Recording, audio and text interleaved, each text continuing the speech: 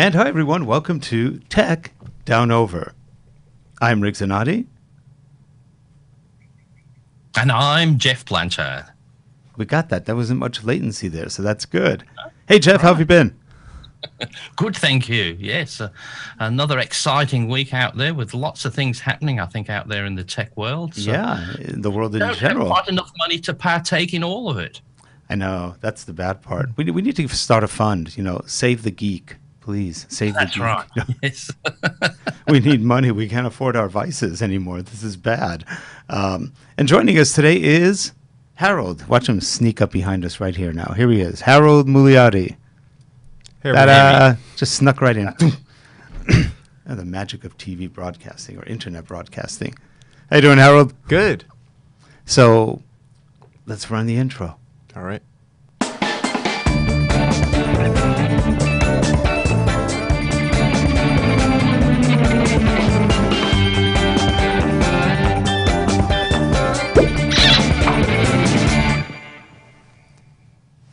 And for the record, that sound was Jeff giving a kiss. You could hear it. He's blowing Actually, a kiss to sound. all There was of a you in sound the effect. audience out there. Yeah, there was an audience, a human audience. Anyway, hey, so it's been an interesting week. Now, Jeff, we've got something new we bought. Oh, that's Something it. That's unusual. Something we didn't expect to buy. This is, what it is very unusual. And we bought the other day a virtual reality 360-degree camera. I've been tossing up about getting one of them because I thought that would be a good thing just to play around with. Well, we bought it for a reason, and that is our good friends at Trivantis, John Blackmon and his great team of developers. They just developed a new product called CenarioVR Live. I think it's CenarioVR Live. And he recommended, here he is, that's his site. Yep. And it is a SaaS site, so software as a service site. You pay a monthly subscription and you have access to, there's 3 different plans to do development of, I think there's 2 different plans, to develop your virtual reality content. And it's really cool because it ties into Lectora. It ties into its own, you could run it right from here. It can publish to any LMS. And it can set, if you don't have the virtual reality glasses like Google Cardboard or something like that, you can also render it in more of a 3D video model where you don't quite get the VR, but you still get the same effect of going from one place to another, looking at things. And then it has all sorts of actions you can do on events. It's very cool. John's a brilliant developer, and he actually wrote this one himself. He wrote the majority of it and designed it. They gave him 3 months to come up with the product, and he did. It's really cool. And so what it does is you can make all sorts of virtual reality movies, from training videos to tour videos to just about anything you want. And he recommended the Ricoh Theta V 4K camera. Oh, I've seen that one. That's what I've been looking up. Thought that was a good one. And that's considered the top of the VR cameras at the moment. It's also about 150 more than most of them, but it gives you more video memory. It gives you 4K video, which a lot of them don't. It's fairly stable, not totally stable, but it's pretty stabilized. I think you only get 20 gigs of memory or 19 gigs of memory, but that will record, I think, up to 4 hours of video in 4K, which is quite a bit. It has built-in memory, you can't change it, and it has a built-in battery, which you can't change. The camera is about $395, and then we also bought the additional microphone, which is a 360-degree mic, which also, very nice, gives you better sound than what's in the camera, which is okay, but it's not great. But the camera is small. It kind of looks like the old flip cameras. And they said it's got great optics. It's got very good sound and stability. And I've seen videos of it on the web. If you do a search for Ricoh, R-I-C-O-H, 4K camera, you'll see lots of videos on it. It's really cool. And again, every event you have can have many actions, and you just basically drag and drop or drop down lists you just select. That's nice. It brings virtual reality to the masses, if you will. It makes it a lot easier to develop your own courses or your own web applications using the virtual reality toolset. It's actually pretty cool. John again did a wonderful thing developing this product, and you know what, we're really proud of John. He's a good friend. He's great at these kind of things, and you and I both use Lectora. I think you're in Lectora 12 right now, old version. Oh no, I'm way in the past. I'm 11.3. 11.3. You need to upgrade. You have to tell the Germans to upgrade their thing. Yes, that would be good. But no, it's when you get up to 17. I think it's on 17 now. It's just a really cool. They've added a lot of good stuff, and this will work with the current version. So, but you have to go to the Cenario, CENARIO, CenarioVR.com, right? Yep. That's it. The great thing with these sort of things, though, is there's been 360's been around for a while, but nobody's put it into any practical use. No. John seems to have done something like that seems to be fantastic. And plus, with his knowledge of Lectora, you know it's going to integrate perfectly into that, at least that anyway. Yeah. So now you can put it into an e-learning environment. I can see so many, options, like I suppose you'd be able to put it into a whole, and then like you've done sort of some virtual ones in the past in your e-learning modules, right, where they go through the building, press the lift button and go that, but they could actually do that with real video, couldn't they? They could, and you make snippets out of it and you put them in where needed, and you can, and the camera stitches all of those videos together. And then you can go into Premiere, which seems to have no problem reading it, and also your sound is virtual or 360, so it's coming from all around you, and you can simulate that with Premiere and some other tools. So it's a pretty cool environment. And the good thing, that's why I've been looking around it as well, because like you said, Premiere Pro, Final Cut Pro, now they've all got the 360 capability built into it. So you can drop in a 360 thing and move it around and put it into your clip. Well, so that's pretty cool.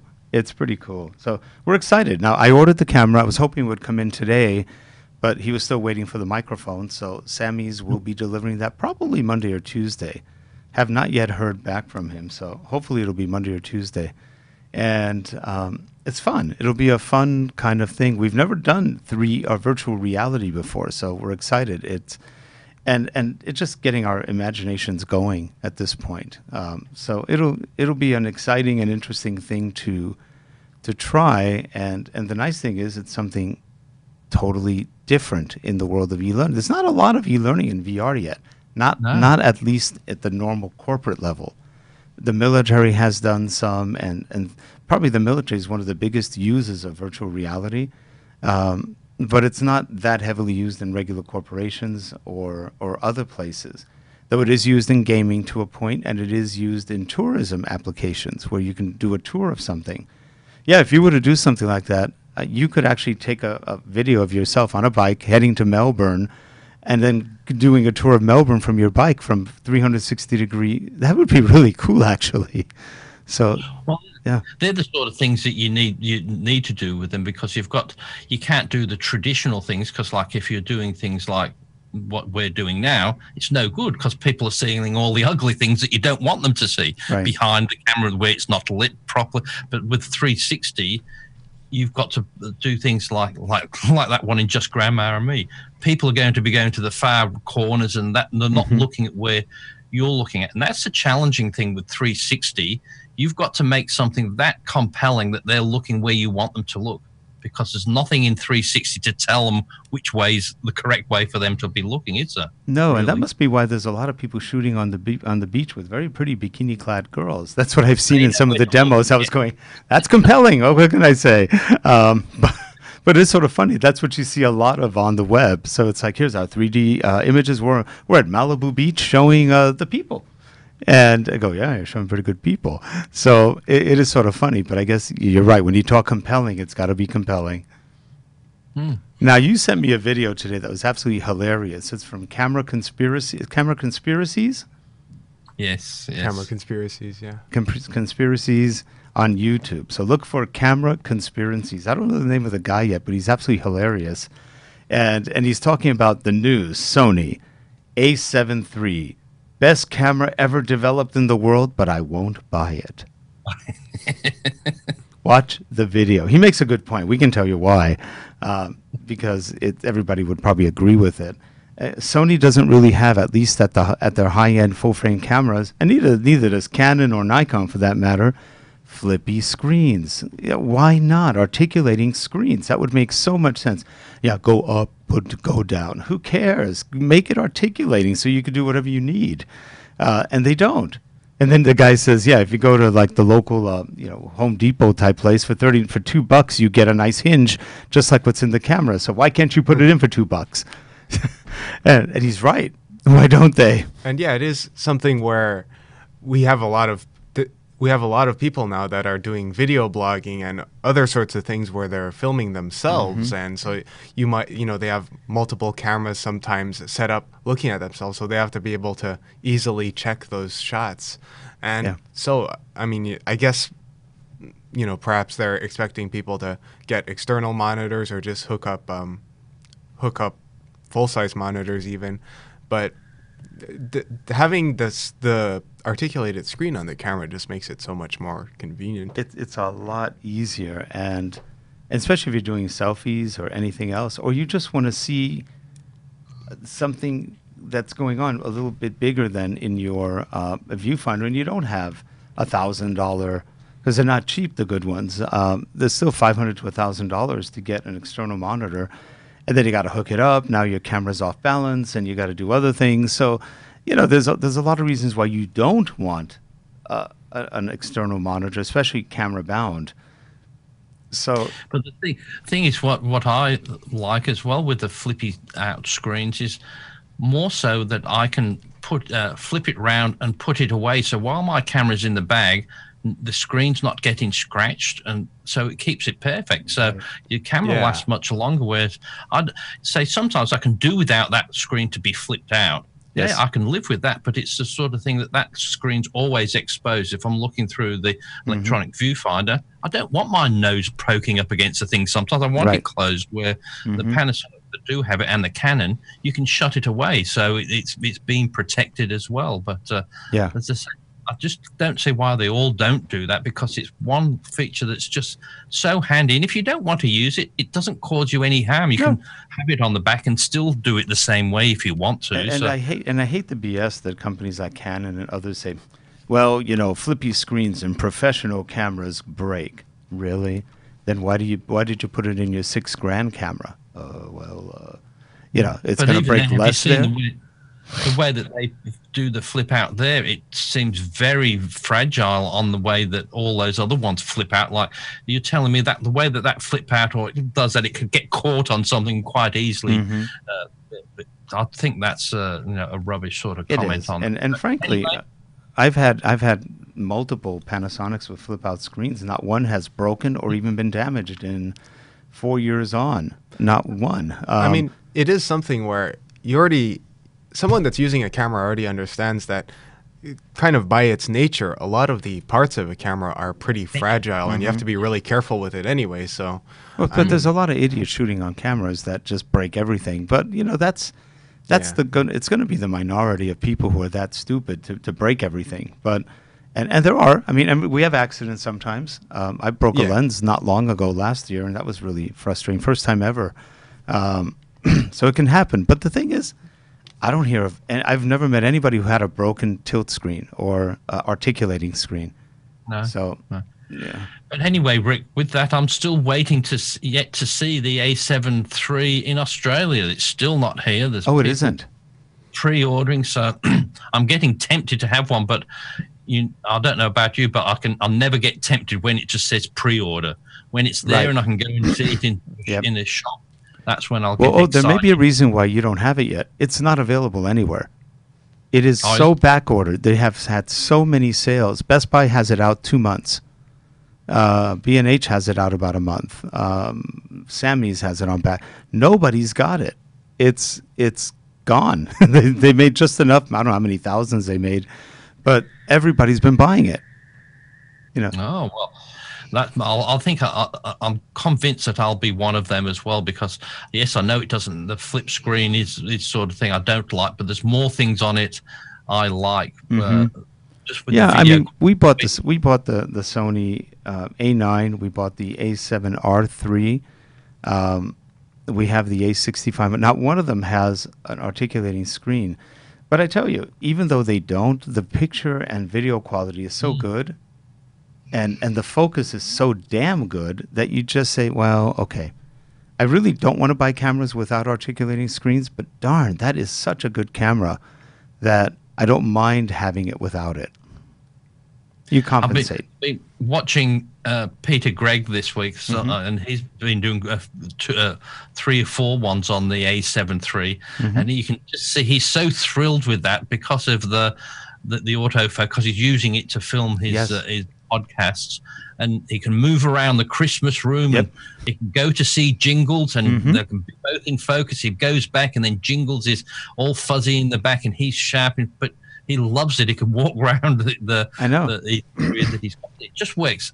They said he can make it not work, but it's the sort of thing like when he's got it on face detect, and then he turns his back, and then it thinks he's far to the wall, and then it will focus in on Jingles. But hey, now you have to admit, how can you not like a guy who has a Christmas room for his studio and has a cute little puppy? Well, not puppy, he's old already, but he's a cute dog named Jingles.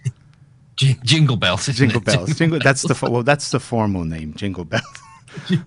But Jingles is cute. He's one cute dog. And did you ever see the one where he took how to do 6K videos with the Panasonic? And he took he just sat Jingles up and just took a whole mess of pictures of them. They were so cute. The pictures came out beautifully. They were portraits of Jingle Bells, and it looked good. And he said he lost like 60 pounds already. So good for him. He's getting himself healthy. Yeah, we can all do with it. We have invited him on about 4 times. He has turned us down each time, though. At one point, he was thinking about it, but we haven't gotten him to do it yet. So Sarah invited him recently, and he said no, he's just too busy and doesn't want to do shows yet. Yeah, I don't think he does a lot of guest appearances. I don't think he does any. Yeah, I don't know if I've seen him do any. He may be a little shy, or he's not shy, but he may be shy in person. You never know. I like his reviews, and they go on sometimes a long time, but they're fun.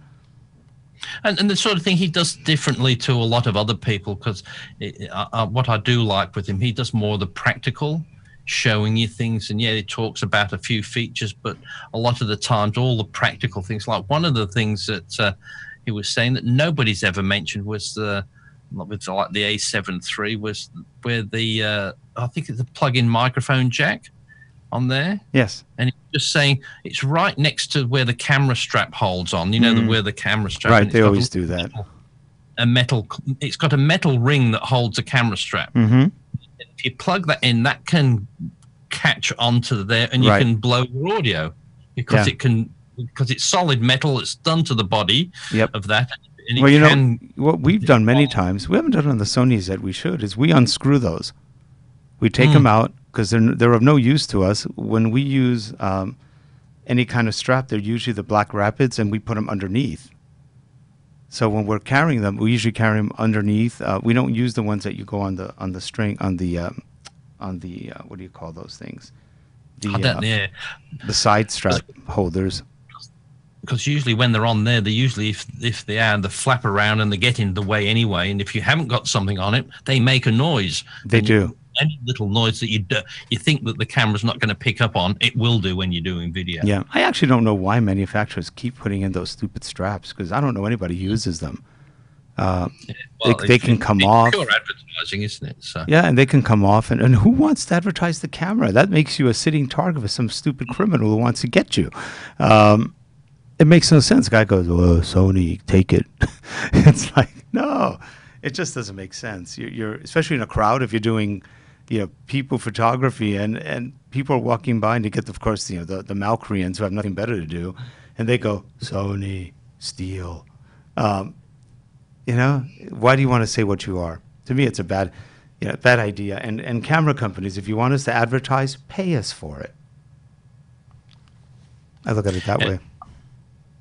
I liked with what Peter was saying on the Sony. He said, there's the good things and bad things. He said the good thing with Sony as well is if there's something out missing, they'll put it in. He said, but all they do is seems to jam it into another menu, so it takes you another 10 minutes to find it. They don't put it in a logical position where photographers know where to find it. No, but you know what? The new menus are a lot better. Like Harold, have you had a problem? You've worked on the Canon menus. Do you find the Sonys all that much different?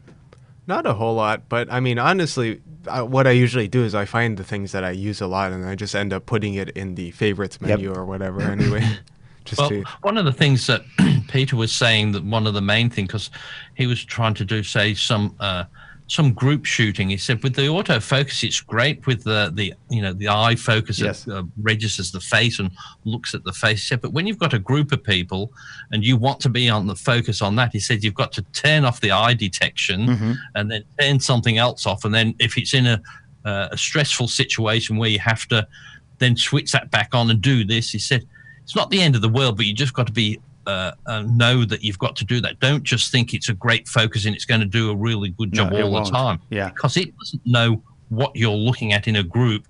Yes, you can register certain faces, but it's going to go in and out.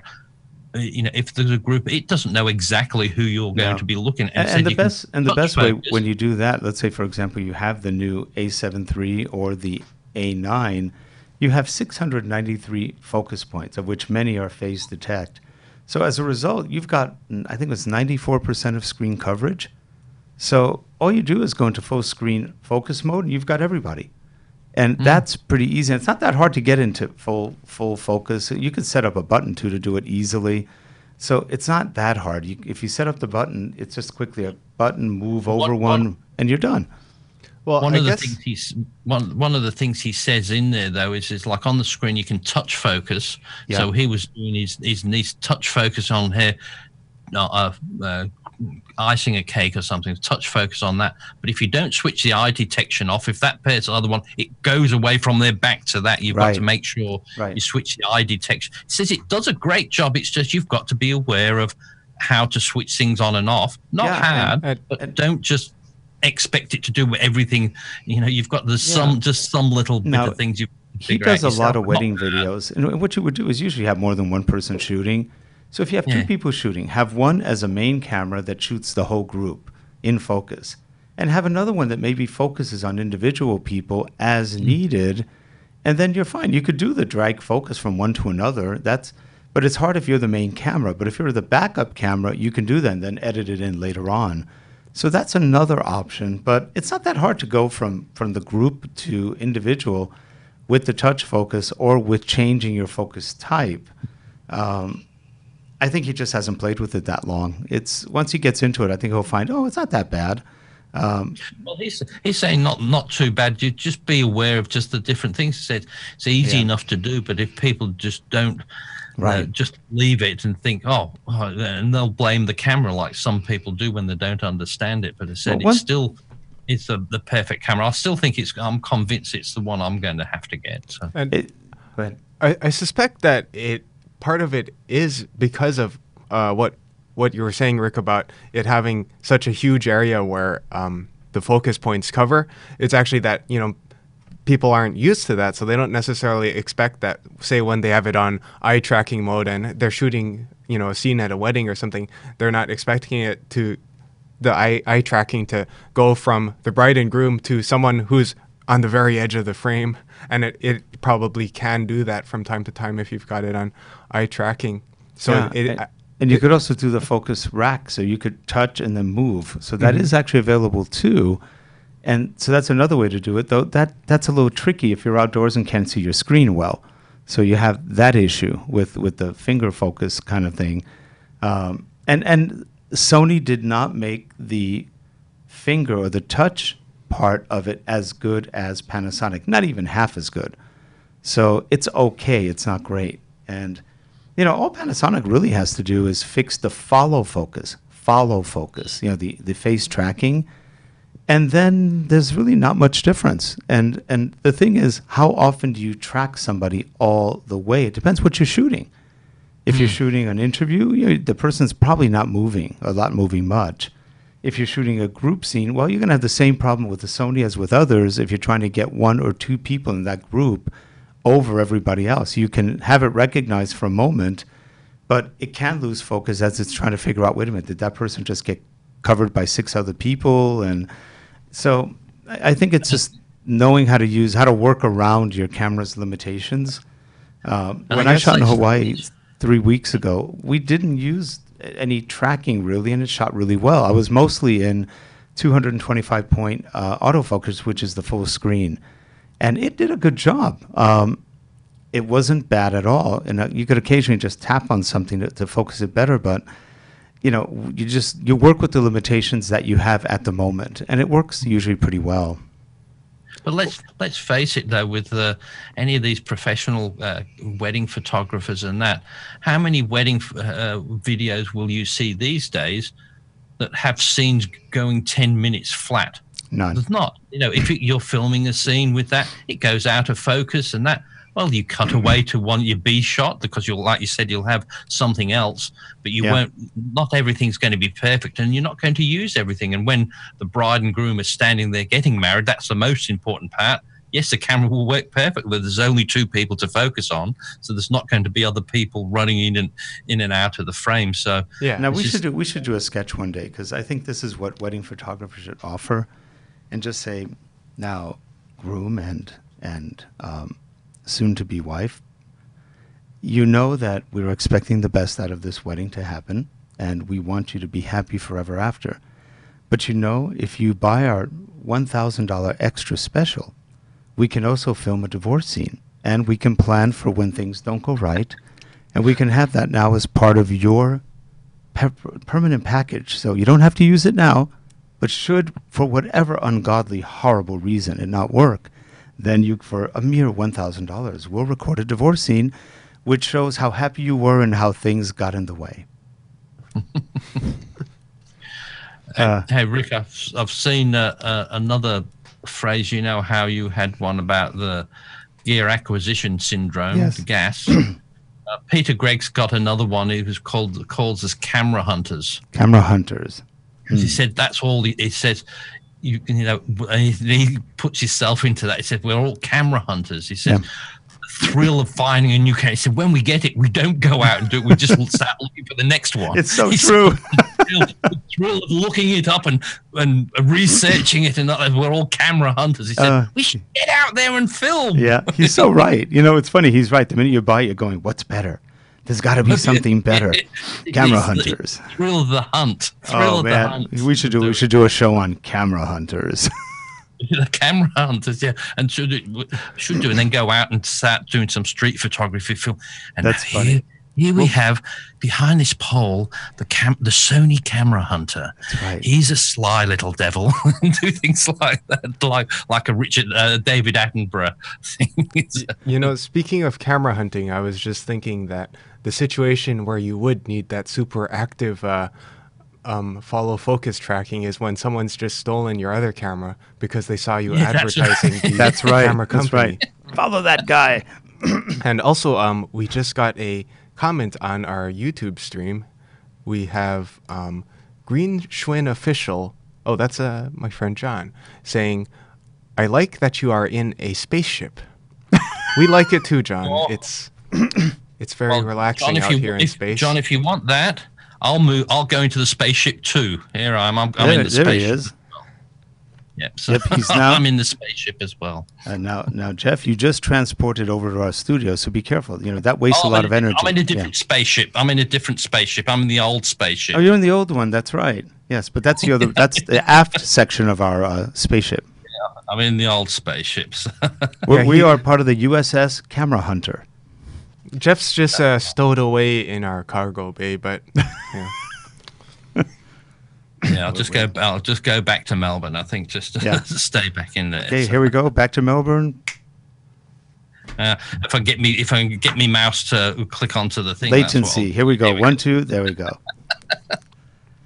Yes, John. Don't tell anybody we can do that. So, it is interesting, but camera hunting is so real nowadays because no matter what camera you get, it's not perfect, not even close. So you're always looking for something a little more perfect, and then you'll buy that one. And that's not perfect, so you look for the next one. And the camera manufacturers get you on that because they know that's what you're doing. I know. Everybody wants the best camera out there, and they're going to make you excited about it one way or another.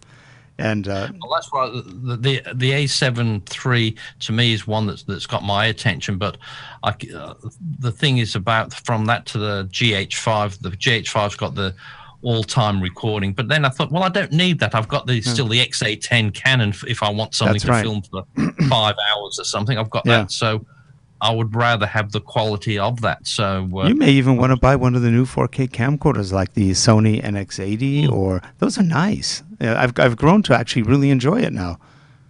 It took a little bit to get used to it. I want something that does the best of both worlds, and that A7 III, the one thing I do like about that is because I was always tossing up with the A7R Mark II or the A7S Mark II, and which one do you get? Whereas this A7 III seems to have the best things of both of them. It has the better low light than as the A7S did, and the good pictures, the A7R, but not 42. Right. But hey, it's got a 24. I don't need a 42 megapixel. So I thought you could bring that. I thought you can also change it from 42 to a lower number, so it takes a smaller part of the screen of the sensor. I think you can do on that, but I think the A7 III seems to me is a much, because here the A7R series start at 4200 just for the camera body. Oh, yeah. And like even here, the A7 III is a $3,000 camera. It's not a $2,000 camera. It's there.